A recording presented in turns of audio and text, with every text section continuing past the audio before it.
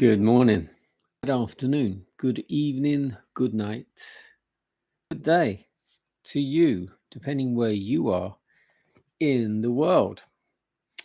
It's our nighttime devotion. We're reading from the devotional To Be Like Jesus.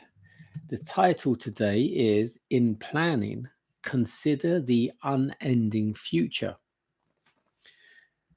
The scripture reading comes from 1 Timothy 4:8.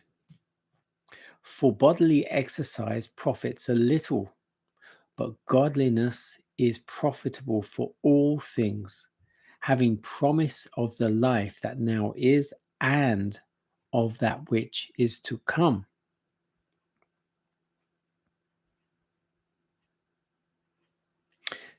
The accounts of every business, the details of every transaction pass the scrutiny of unseen auditors, agents of him who never compromises with injustice, never overlooks evil, never palliates wrong.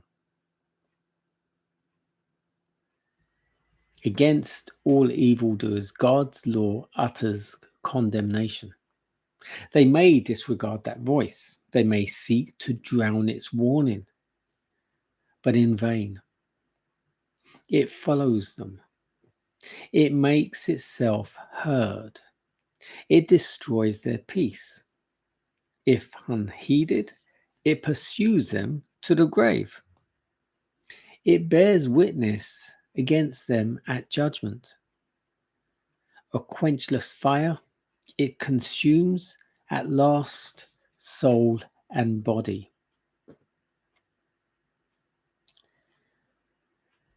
What shall it profit a man if he shall gain the whole world and lose his own soul? Or what shall a man give in exchange for his soul? This is a question that demands consideration by every parent, every teacher, every student, by every human being, young or old.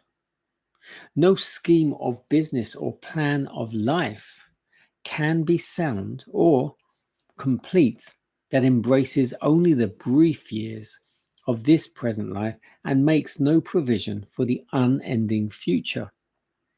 Let the youth be taught to take eternity into their reckoning.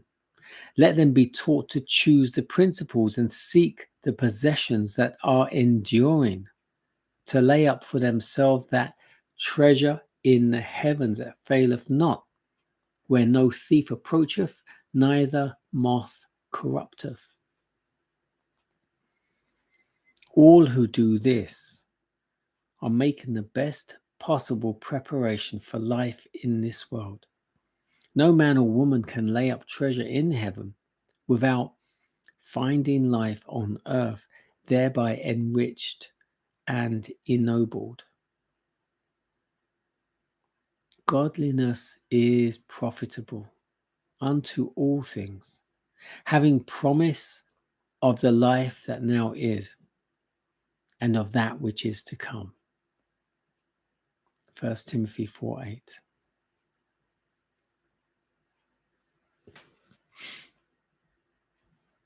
And this is something I've quoted so many times. For what shall it profit a man if he shall gain the whole world and lose his own soul? A friend of mine many years ago did well in business, and he was so happy that he was making so much money, and he bought a nice house and he was able to look after his children.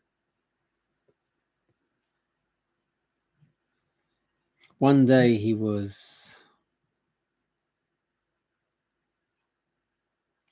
letting me know that he had to go on a trip, and we were on a phone call, and then he said, "Oh, I've got to go. My driver's waiting."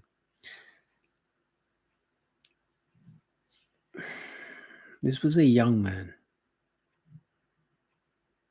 And I'm not knocking the fact he had a driver or chauffeur, however you want to call it. But he felt he had made it. He felt like, yes, this is it.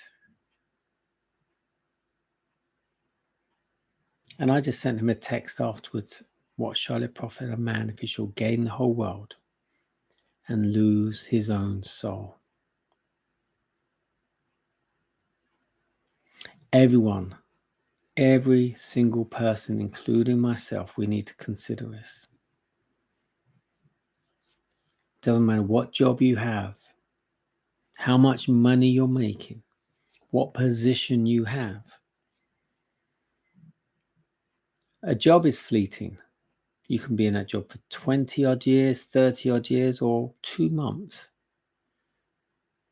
After that job is done, what are you then? Where will you be then? What would you have accomplished? Maybe you have money in the bank. Maybe you have a nice house you own. But ponder on this. You own the house, but do you own the land? Because in this country, it's very rare you can buy a plot of land that you actually own, freehold, no strings to anyone else. Many a time it's a long lease. You never, very rarely own outright the land in this country. So when it comes down to it, what do you have to take with you, to pass down, to give to whoever? Because even when you pass anything to your children, the government are looking to probably take 40% of whatever that is.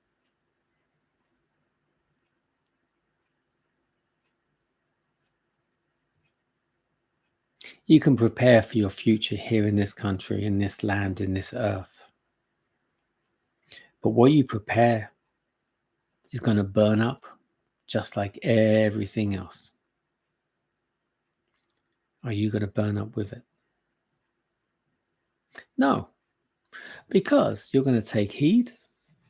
You're going to listen to counsel from the Bible, from your Father through prayer. And you're going to be ready for his coming so you can be taken up in the clouds with all of us. God bless you.